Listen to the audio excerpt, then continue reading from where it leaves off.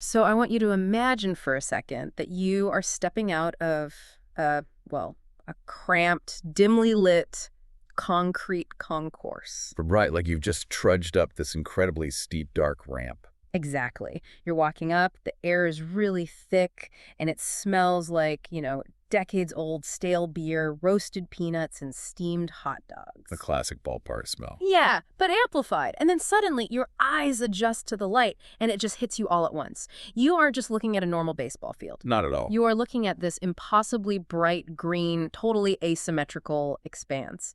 It is essentially a massive 90-foot square that someone just tilted on its end, squeezed so tightly into a city block that the architecture itself seems to be, it's basically bursting at the seams. It's a geometric nightmare. Beautiful, but a nightmare. It really is. It feels claustrophobic, right? Oh, completely. It completely envelops you. There's no gentle transition from the city outside to the field inside. You just pop out and you're in it. Yeah, you are instantly swallowed whole by this massive metallic green structure. Right. The proximity of the field to the seats, it makes you feel like you're practically standing out there in the outfield grass yourself. And yet, this cramped, oddly shaped box that was built on a literal marsh is the epicenter of, honestly, the greatest, most agonizing, and ultimately triumphant century-long drama in American sports. Unquestionably.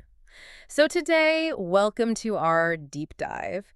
We are taking a massive stack of historical baseball archives, architectural logs, sabermetric data, and first-hand game accounts, and we're piecing together the true lore of the Boston Red Sox and Fenway Park. It's a huge undertaking. It really is. Our mission today is to figure out how the bizarre physical constraints of a single stadium actually dictated the psychological weight of an entire franchise. We're going to see how it turned an 86-year curse into the fuel for the most ruthless, data-driven dynasty of the modern era. Because you truly cannot separate the geometry of Fenway Park from the history of the Red Sox. They're one and the same. Like, if they had played in a perfectly symmetrical, multi-purpose, cookie-cutter stadium, the entire history of baseball, and I don't just mean in Boston, I mean nationally, would have unfolded entirely differently. So the building matters. The structure dictates the strategy dictates the heartbreak, and the heartbreak dictates the ultimate revolution. Wow. Okay, so I want to trace this all the way back to the foundation, right? Yeah. Before the concrete was even poured. Because the Red Sox didn't actually start at Fenway. No, they didn't. They were originally a charter member of the newly formed American League back in 1901, but they were playing under the name the Boston Americans. Right, the American. And their first home was a place called the Huntington Avenue grounds over in Roxbury. Yes, the era of wooden ballparks. Which sounds terrifying in hindsight. Oh, it was. The Huntington Avenue grounds was a 14,000-seat facility made almost entirely of wood. But the thing that's crazy, the dimensions of these early parks are almost impossible for a modern fan to even comprehend. How so? Like, how big are we talking? Well, think about today. A deep center field in a modern stadium is maybe, 410 feet? Yeah, maybe 420 if it's huge. Right. At the Huntington Avenue grounds, center field was originally 530 feet from home plate. 530. And it gets worse. Eventually, they pushed it back to a staggering 635 feet. Wait. 635 feet. I was trying to visualize this when looking at the sources. That is more than 2 full football fields laid end to end. Yep. So you could hit an absolute moonshot, like a ball that would be a home run in literally any modern stadium by 50 feet. And at the Huntington Avenue grounds, it's just a long, loud out. Exactly. And that massive outfield wasn't just, perfectly manicured empty grass. What was it? The scale was so ridiculous that they actually built a physical tool shed out in deep center field. A tool shed. A literal shed. And it was considered in play. Wait, I need to pause on that. You're saying an outfielder is tracking a blistering line drive in the gap, he's sprinting full speed, and he suddenly has to navigate around a literal wooden building just to retrieve the baseball. Precisely. They would run around the shed, and there were patches of tall grass out there, uneven terrain, dirt mounds. That is wild. It just highlights the raw, almost frontier-like nature of the game at the turn of the century. The standardization of the sport just hadn't happened yet. You played the environment as much as you played the opposing team. And that wild, unregulated environment wasn't just contained to the field either. The stands were a completely different beast, which becomes incredibly apparent when you look at the 1903 World Series. Oh, the first modern championship. Right. This is the first modern championship series, and it's pitting the Boston Americans against a heavily favored Pittsburgh Pirates team. And the Pirates, they have Honus Wagner. An absolute legend. Yeah, they are a powerhouse. Yeah. But Boston counters with a bartender and a Broadway show tune. I love this story. You're talking about the legendary Michael McGreevy. Enough said, McGreevy. Yes, Nusset McGreevy and his Royal Rooters. So McGreevy owned a bar in Boston called the Third Base Saloon. Because, as the slogan went, it was the last stop before home. Exactly. Great marketing. Mm-hmm. So McGreevy organized this massive, highly mobilized fan club called the Royal Rooters. And they traveled by train all the way to Pittsburgh for the series. It's an invading army. Basically. Mm-hmm.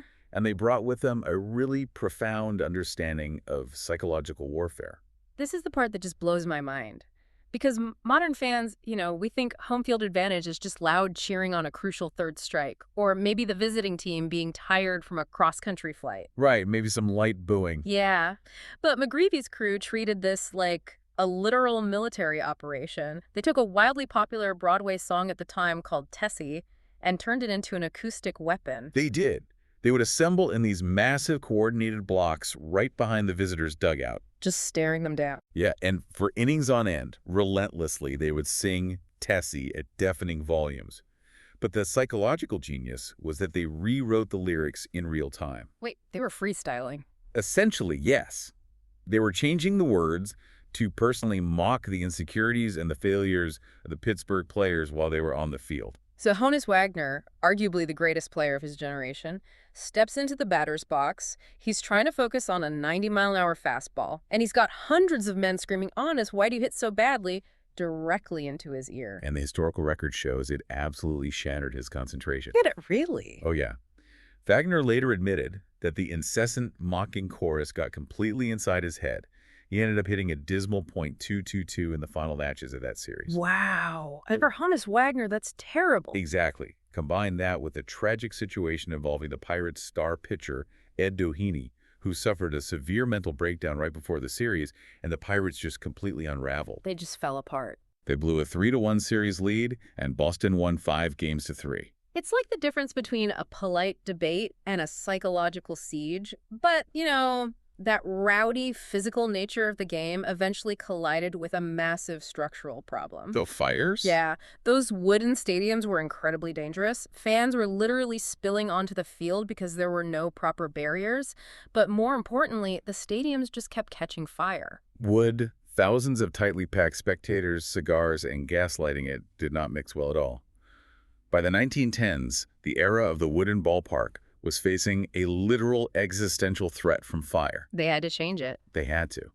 This necessitated the evolution into the jewel box era of stadium construction. These were facilities built of fireproof steel and concrete. Which sets the perfect stage for the birth of Fenway Park in 1912. But the way this stadium came to be, it isn't some grand civic project to help the city. Not at all. It sounds more like a Gilded Age real estate hustle by the Red Sox owner John Taylor. Taylor was a real estate magnate first and a baseball owner second, without question. He recognized the team needed a new fireproof home. So what did he do?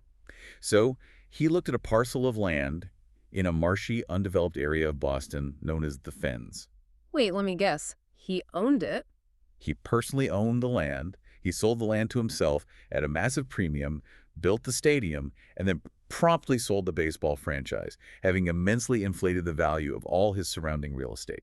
It's brilliant, ruthless capitalism, but because he was shoehorning this massive steel and concrete structure into an existing urban grid, he didn't have a blank slate, did he? No. He couldn't just draw a perfect circle and build a baseball field. This is the defining characteristic of the jewel box ballparks. Mm-hmm. They were born out of urban necessity.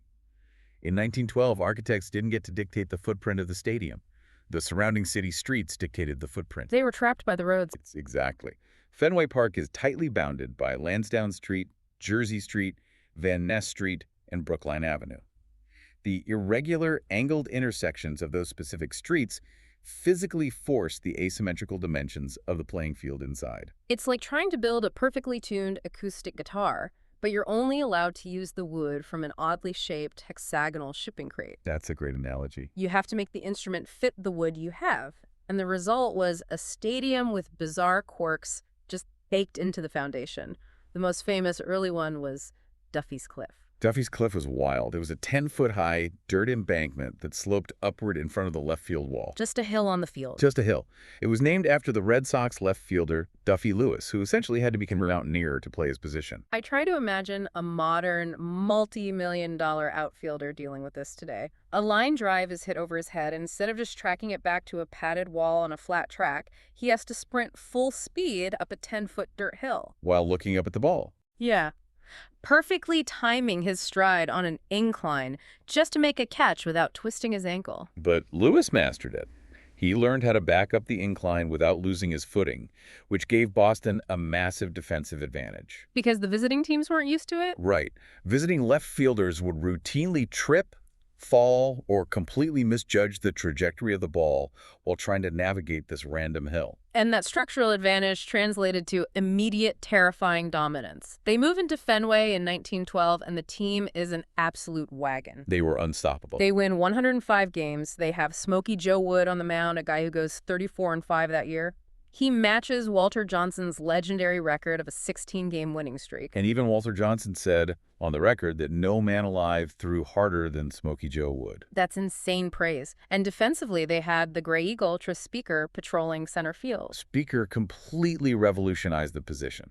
Because he was so exceptionally fast and had such an incredible read on the ball off the bat, he played extraordinarily shallow. How shallow? So shallow, in fact, that he would routinely catch a low-line drive and then just run to second base himself to tag out a runner who hadn't tagged up. Wait, he made unassisted double plays from center field. Yes, from the outfield. He threw out 35 base runners in a single season, a number that is just unfathomable today. So you have this juggernaut team marching into the 1912 World Series against John McGraw's New York Giants, and this series is pure, unadulterated chaos. It is a mess. We don't even have stadium lights yet, which means Game 2 is called a tie after 11 innings simply because the sun went down and nobody could see the ball anymore. People just went home. Yeah, and that tie forces a deciding Game 8. And Game 8 delivers two of the most infamous defensive collapses in the history of the sport. It perfectly illustrates the immense pressure cooker of these early World Series. Set the scene for us. Okay, so the Giants are clinging to a 2-1 lead in the bottom of the 10th inning. The legendary Christy Mathewson is on the mound for New York. He just needs 3 outs to win the championship. 3 outs. The first batter, Clyde Engel, hits a routine lazy fly ball to center field. It's the easiest play in baseball. A can of corn. Exactly. Fred Snodgrass, the Giants center fielder, drifts under it, camps out, waves off his teammates, and the ball just bounces right out of his glove. He drops it. Just flat out drops it in the deciding game of the World Series. It was immediately dubbed the $30,000 muff by the press. 30,000. Yeah, in 1912, the winner's share of the World Series pool was roughly $30,000. That amount of money represented generational wealth for a working-class ball player at the time. Oh, wow. Snodgrass dropping that ball wasn't just a physical error. It was a devastating financial blow to his entire team.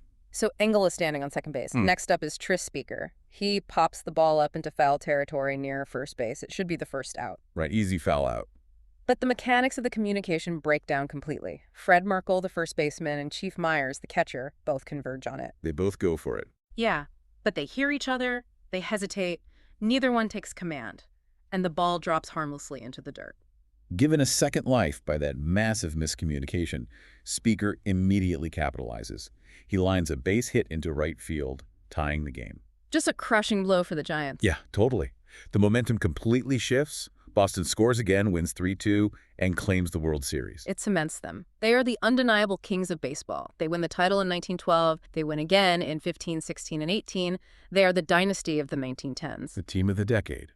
But right at the apex of their power, the entire trajectory of the franchise, and honestly, the sport itself is violently derailed by a single cash-strapped theatrical promoter. Harry Freese. Yep. He purchased the Red Sox in 1916. But his true passion, and where all his money was heavily tied up, was Broadway theater production. Not baseball. Not at all. By 1919, Freese found himself in desperate need of liquid capital to finance his upcoming stage shows. So he looks at his roster, and he sees a young, phenomenal left-handed pitcher who happens to also be hitting home runs at a rate literally no one has ever seen before. A guy named Babe Ruth. Yeah. And Freese decides to monetize his best asset. The mechanics of this transaction are vital to understand. because it wasn't just a simple cash sale for a player. Frazee sold Babe Ruth to the New York Yankees for $125,000 in cash. Which was a lot then. It was, Yeah. but he also secured a $300,000 loan from the Yankees ownership. And to secure that massive loan, Frazee used Fenway Park itself as collateral. I want to make sure you and the listener are grasping the magnitude of this. He didn't just trade a player. He mortgaged the literal steel, concrete, and soil of the Boston Red Sox's home to send the greatest player in history to their regional rivals. Exactly. He leveraged the soul of the franchise to fund a Broadway musical. And the ripple effects were catastrophic for Boston. Prior to acquiring Ruth, the New York Yankees had never won a single American League pennant. They were nobodies. They were an afterthought. Ruth arrives in New York, completely changes the physics of the sport by introducing the uppercut swing and the towering home run, and turns the Yankees into the most dominant sports brand on earth. Meanwhile, Boston plunges into the Dark Ages. The beginning of the 86-year curse of the Bambino.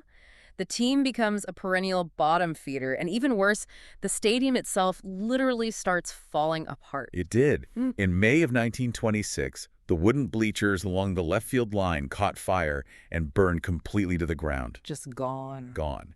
And because the team was bleeding money and performing terribly, ownership didn't even bother to rebuild them. They just left it. For years, fans just looked out at a charred, empty lot in left field during games. The stadium reflected the decay of the franchise perfectly. That decay finally stops in 1933, though. A wealthy, passionate new owner named Thomas A. Yockey buys the team. He has deep pockets, and he immediately initiates a massive multi-million-dollar revitalization of Fenway Park. A total overhaul. He brings in concrete to replace the burned wood. He finally levels out Duffy's Cliff. But, and this is key, by removing that hill, he exposes a glaring architectural vulnerability. He really did. Mm-hmm. Without Duffy's Cliff acting as a massive physical buffer, the distance from home plate to the left field boundary was exposed as being absurdly short. How short? Just over 310 feet. Wow. Any routine high-fly ball hit down the left field line was going to leave the park, crashing into the businesses and pedestrians out on Lansdowne Street. Yockey needed a way to keep the baseballs inside the stadium, and he needed a way to keep people on the street from watching the game for free. So if you can't push the wall back because the literal city street is in the way, your only option is to build the wall straight up. And that is how the Green Monster is born. They constructed a colossal 37-foot-high retaining wall in left field.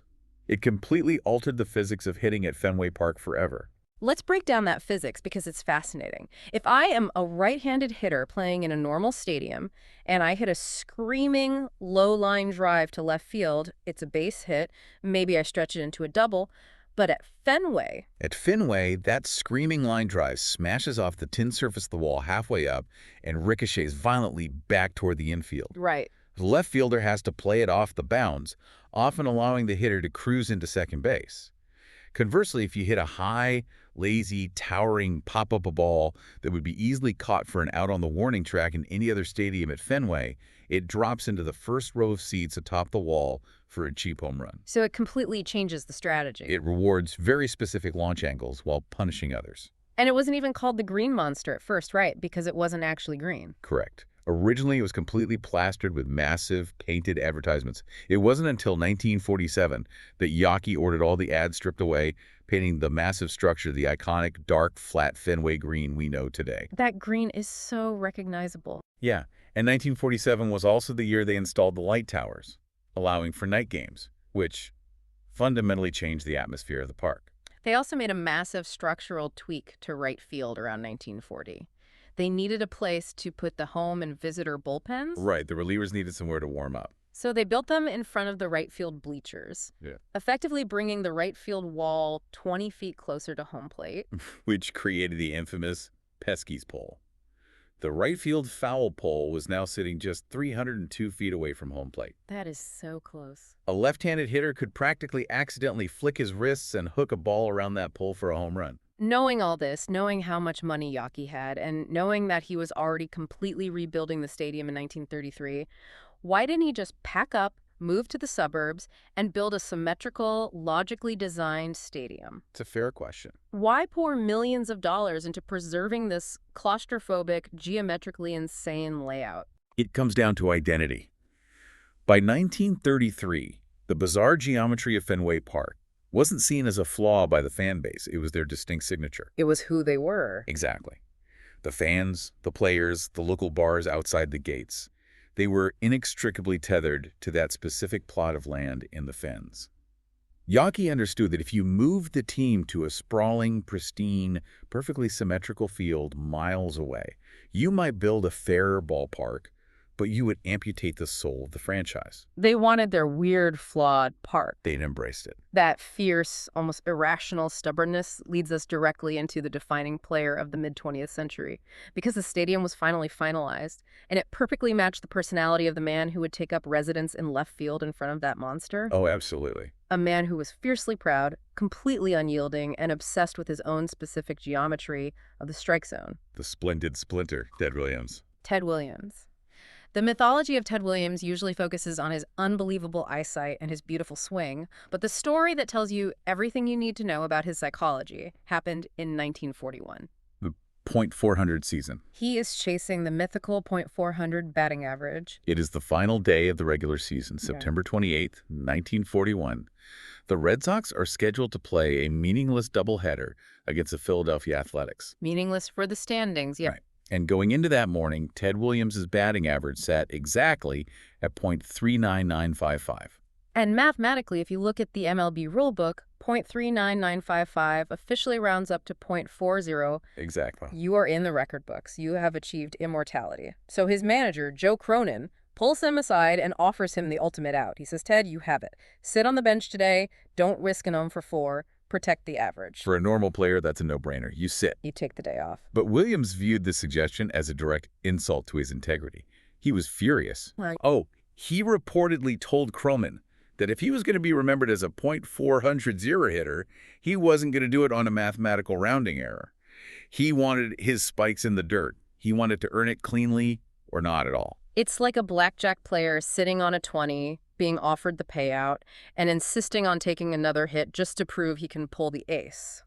Perfect analogy. It defies all conventional risk management, and the sources say he was so anxious about this decision that he couldn't even sleep the night before the game. He paced all night. Yeah, he spent the entire night roaming the dark streets of Philadelphia with Johnny Orlando, the team's clubhouse manager.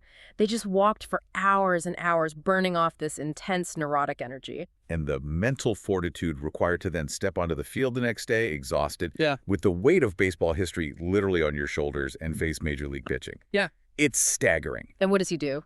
He goes out in the first game and goes 4 for 5 with a home run. Unbelievable. Then he plays the second game and goes 2 for 3.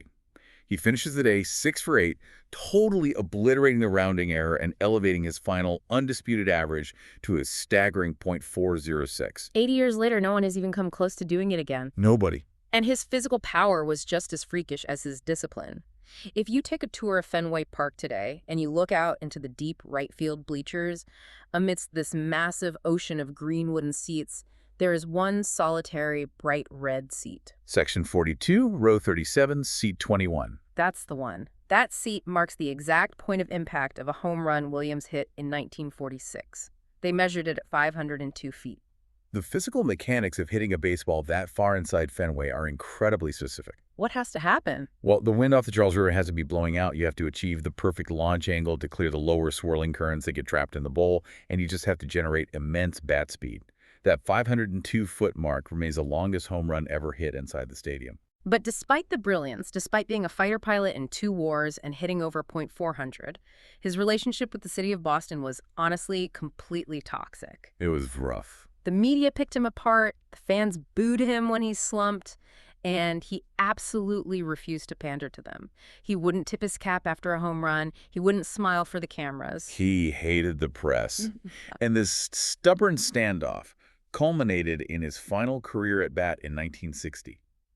He writes the perfect storybook ending. The last time he ever swings a bat. In his final plate appearance, he hits a massive home run. Of course he does. As he rounds third base and heads for home, the Fenway crowd is in an absolute frenzy. It's a deafening roar. They are begging him, pleading with him to just step out of the dugout for one curtain call. Just tip his cap, acknowledge them, and bury the hatchet. And he sits in the dugout, absolutely stone-faced, and flat out refuses. Refuses. He tells his teammates it's all fake, that they are only cheering because he's leaving. He was so determined not to give the crowd the satisfaction that he actually sneaked out of the stadium through a hidden service door in the center field fence just to avoid seeing them. That unyielding nature defined his era. But, the profound tragedy of Ted Williams' career is that his individual excellence was constantly betrayed by the franchise's institutional bad luck. The curse. Having the greatest hitter who ever lived wasn't enough to overcome the curse that Frazee unleashed. The near misses during and immediately after the Williams era are physically painful to read about. You look at the 1946 World Series against the St. Louis Cardinals, it goes all the way to a deciding Game 7. Heartbreaking. And the entire series is lost on a single, aggressive base-running play known as Enos Slaughter's Mad Dash. The mechanics of that play are a defensive nightmare for Boston. Slaughter is on first base. A routine single is hit to center field. Okay, so he goes to third. Right, the Boston outfield casually fields it, assuming Slaughter will stop at third. But Slaughter never stops. He runs straight through the stop sign, rounds third, and heads for home. He just keeps running. The Red Sox infield is completely caught sleeping. The relay throw is late, and Slaughter scores the championship-winning run all the way from first on a single. It was a massive mental lapse on the biggest stage imaginable. Then you fast forward 2 years to 1948. The Red Sox play an incredible regular season, finishing tied for first place with the Cleveland Indians. One-game playoff. They have to play a sudden death, one-game playoff at Fenway Park to decide who goes to the World Series, and Boston manages to lose the game 8-3 on their home turf. Cleveland goes on to win the World Series. Right. This pattern of agonizing, almost their heartbreak continues long after Williams retires. It just keeps happening. Look at the 1967 Impossible Dream season. The Red Sox had been a dreadful team for years. Suddenly, driven by Carl Yastrzemski having a Triple Crown season, they catch fire. Yaz was unbelievable that year. The entire region of New England is swept up in this magical pennant race.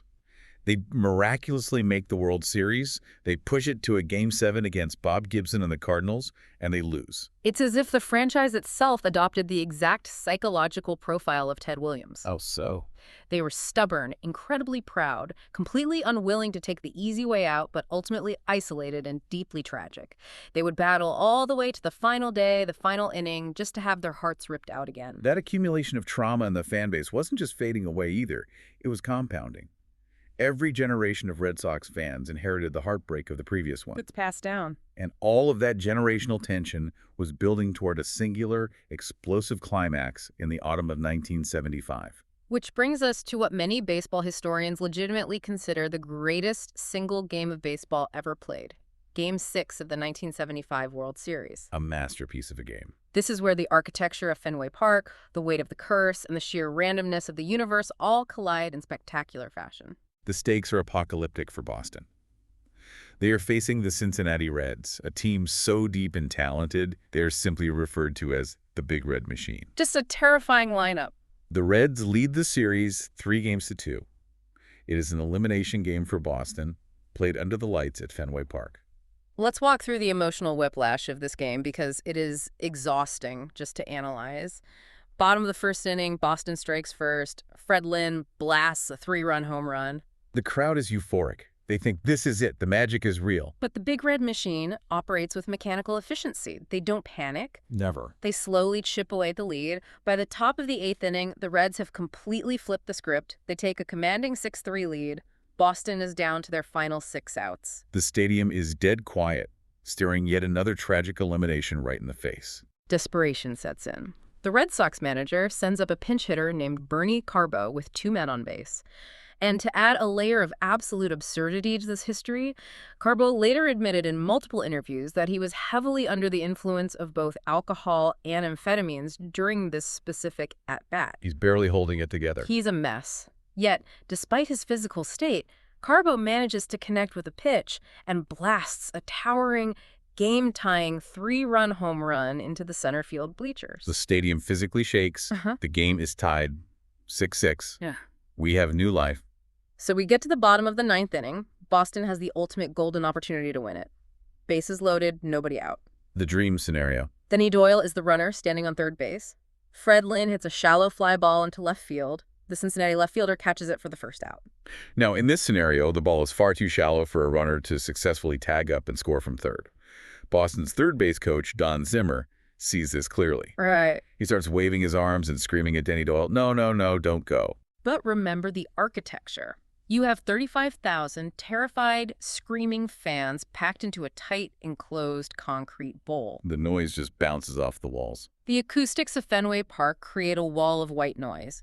Doyle is standing 10 feet from Zimmer, but through the roar of the crowd, Doyle's brain misinterprets the yell. He hears, "Go, go, go!" Oh, it's brutal.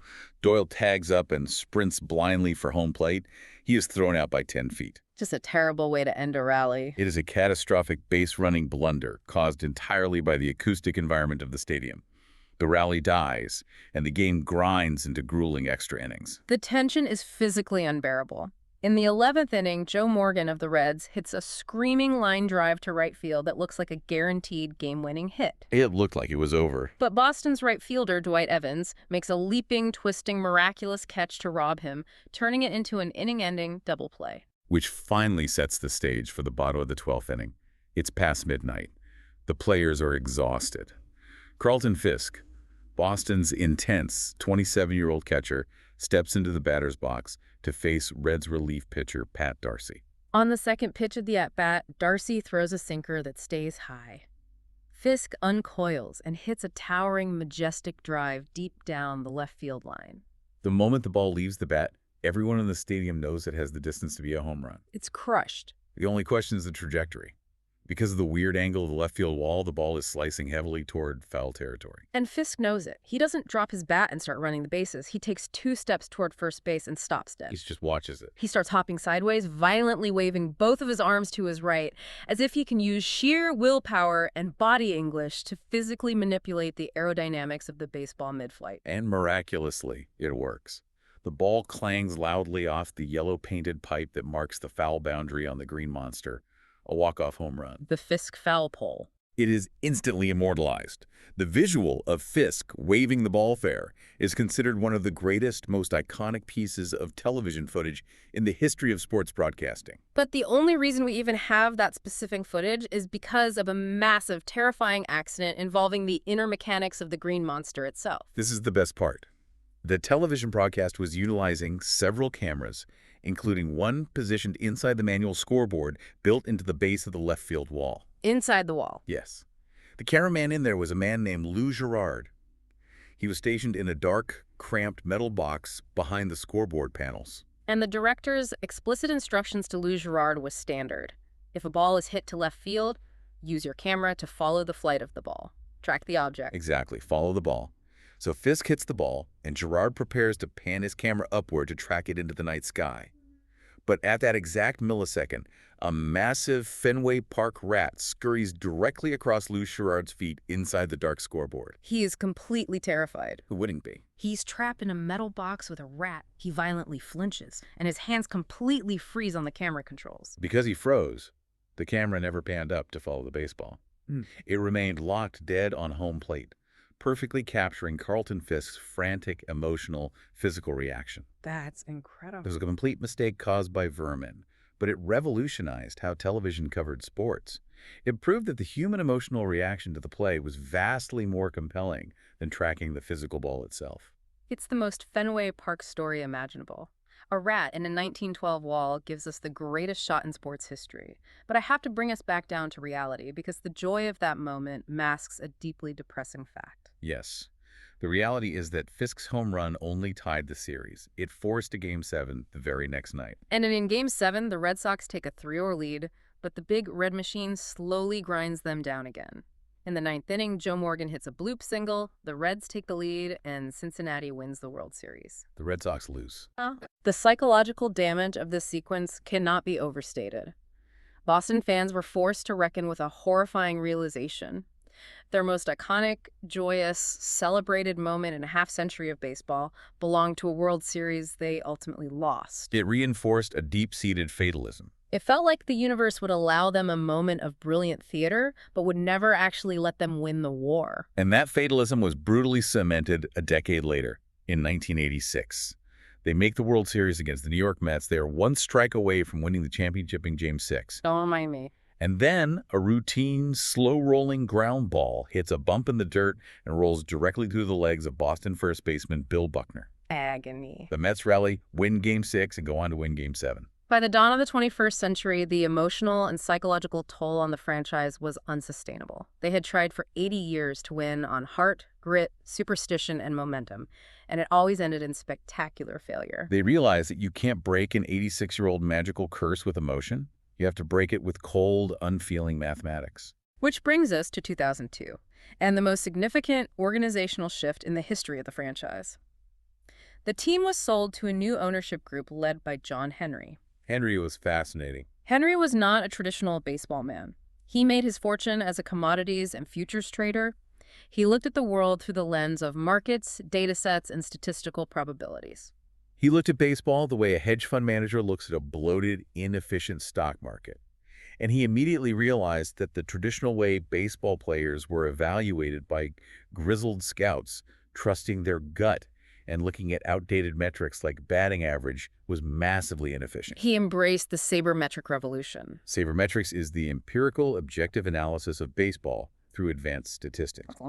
To implement this, he hired the godfather of the movement, a writer named Bill James, as a senior advisor.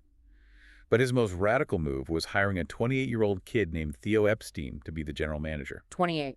Epstein was the youngest GM in the history of Major League Baseball. Epstein's mission was clear. He was taking the Moneyball concept, which the Oakland Athletics were using to survive on a tiny budget, and weaponizing it with the Red Sox's massive financial resources. Moneyball with a bankroll. He wasn't looking for players who looked good in a uniform. He was looking for specific, mathematically proven skills that correlated directly to scoring runs. And the foundational pillar of Epstein's philosophy was on-base percentage, or OBP.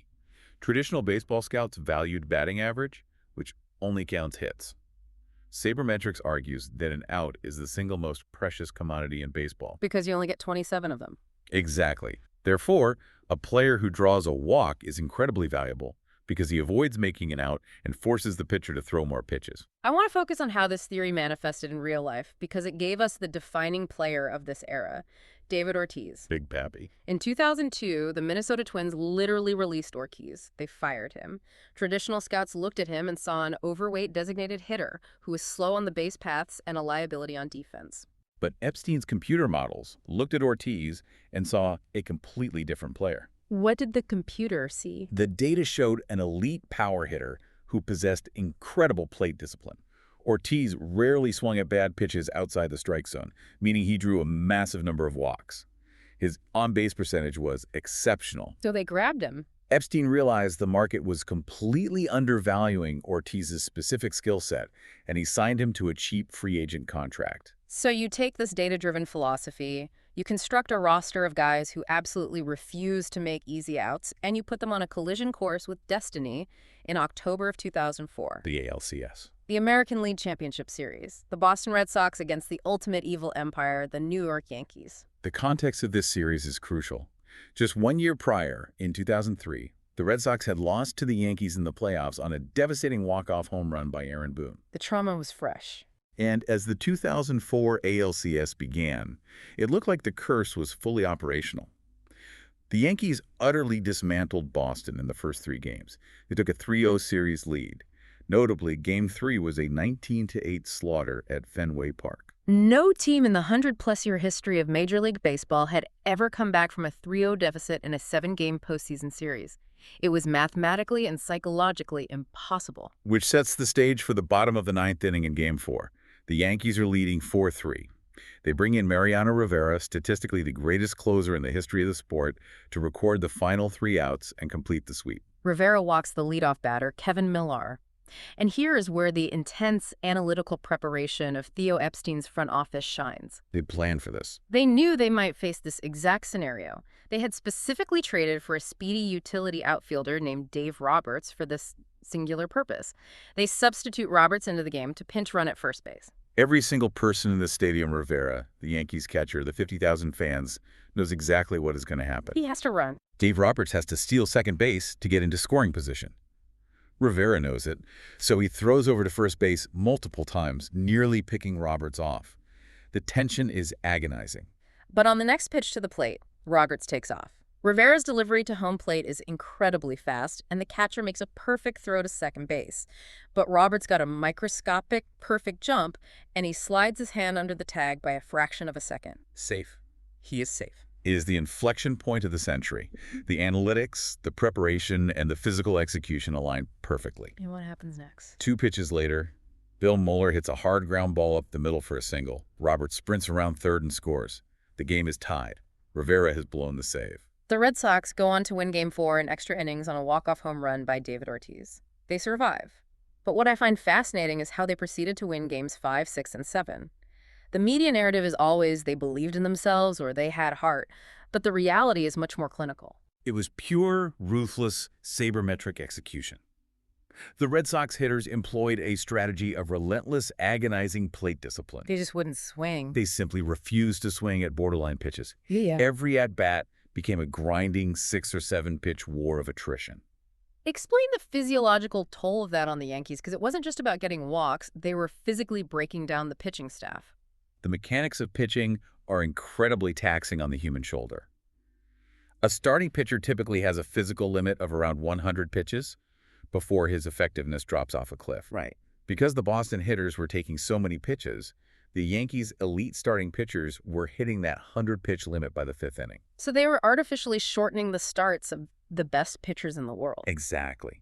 And by knocking the starters out early, they forced the Yankees manager to bring in his middle relief pitchers, the weakest, most vulnerable part of the roster. They found the weak spot. The Red Sox used mathematics to expose the soft underbelly of the Yankees' bullpen, and then they absolutely feasted on those lesser pitchers in the load innings. They exhausted them with math. They win Game 5 in extra innings. They win Game 6 in New York behind a bloody, heroic pitching performance from Curt Schilling. And then they absolutely blow the Yankees out in Game 7 to complete the greatest comeback in the history of professional sports. They rode that wave of analytical dominance right into the World Series, completely suffocating the St. Louis Cardinals in a 4-game sweep. Just dominant. On October 27, 2004, a ground ball to the pitcher recorded the final out. The 86-year curse of the Bambino was officially dead. It's an incredible irony when you step back and look at it. Boston fans are the most deeply emotional, superstitious, lore-obsessed fans in the country.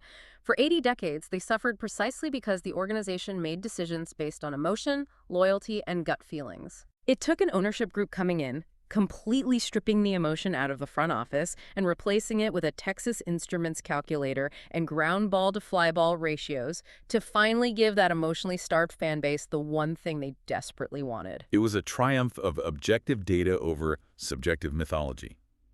But breaking the curse wasn't the end of the story. It was merely the catalyst for an entirely new paradigm. What do you mean? The Red Sox had solved the math of baseball, but they still had to solve the physical problem of their 1912 stadium. Right, because once the parade was over, John Henry and Theo Epstein had to look at the reality of their business. Almost every other team in the league was generating massive revenue by playing in brand new, publicly funded, multi-billion-dollar stadiums with luxury boxes and massive concourses. Best house. Yeah, and Fenway Park, despite its charm, was cramped, decaying, and lacked modern amenities. There was an intense internal debate. The logical financial decision was to tear Fenway down and build a massive modern replica out in the suburbs, complete with endless parking and luxury suites. But I'm guessing the analytics guys ran the numbers on the stadium's cultural value. They realized that the friction, the flaws, and the historical weight of the original Fenway Park were their greatest intangible assets. Moving would ruin it. Moving the team would destroy the brand. So instead of tearing it down, they embarked on a decade-long, wildly expensive engineering marvel to modernize the jewel box without destroying its soul. How do you even do that? You can't just slap a luxury suite onto a 1912 brick wall. It required incredible architectural ingenuity. In 2003, they reinforced the physical structure of the Green Monster and actually added roughly 250 seats on top of the 37-foot wall. The monster seats. Those Green Monster seats instantly became the most unique, sought-after, and expensive tickets in all of professional sports. In 2004, they managed to expand the seating capacity on the right field roof. They steadily upgraded the concourses, added modern club sections, and recently, in 2022, they built the bleacher overlook behind right field. But there is a very specific intentional limit to all this expansion, isn't there? Yes. Despite all the renovations, ownership actively caps the total stadium capacity at roughly 37,000 seats. They won't go bigger. They refuse to push it over 40,000. They understand that the overwhelming claustrophobic intimacy of the stadium, the feeling that the fans are breathing directly onto the opposing players' necks, is a massive competitive advantage. If you expand it too much, you lose the acoustic intensity that makes Fenway a nightmare for visiting teams. And that modernized infrastructure, combined with their relentless, data-driven front office, translated into an era of sustained, undeniable dominance on the field. It wasn't just a one-off. 2004 wasn't a fluke to break a curse. It was the blueprint. They retooled the roster and won the World Series again in 2007, sweeping the Colorado Rockies. And then came 2013, which was a profoundly emotional championship. The city of Boston had suffered the tragic Boston Marathon bombing earlier that spring. A really heavy year. The team rallied the city wearing Boston Strong patches. They fought their way back to the World Series against the Cardinals, and critically, they won Game 6 at home. It was the first time the Red Sox had actually clinched a World Series championship on the field at Fenway Park since 1918. Then you jump to 2018. They assemble what might be statistically one of the greatest teams of all time. They were ridiculous. Led by Mookie Betts and J.D. Martinez, they win 108 games in the regular season. They absolutely steamroll the playoffs and win yet another World Series title. Which forces us to confront the massive statistical inversion that has occurred in the sport. For the entirety of the 20th century, the narrative of baseball was defined by the dominance of the New York Yankees and the suffering of the Boston Red Sox. The Yankees won 26 championships in the 1900s. And the Red Sox were the ultimate tragic underdogs. But if we draw a line at the year 2000 and look exclusively at the 21st century, It's totally different. the script hasn't just been flipped, it's been obliterated. Since the turn of the century, the Boston Red Sox have won 4 World Series titles. The New York Yankees have won exactly 1. Back in 2009. It's crazy to think about. The Red Sox are the undisputed dynasty of the modern era. They possess the highest payrolls, the smartest analytics departments, and they expect to win every single year. And that massive success creates a fascinating psychological dilemma for the fan base.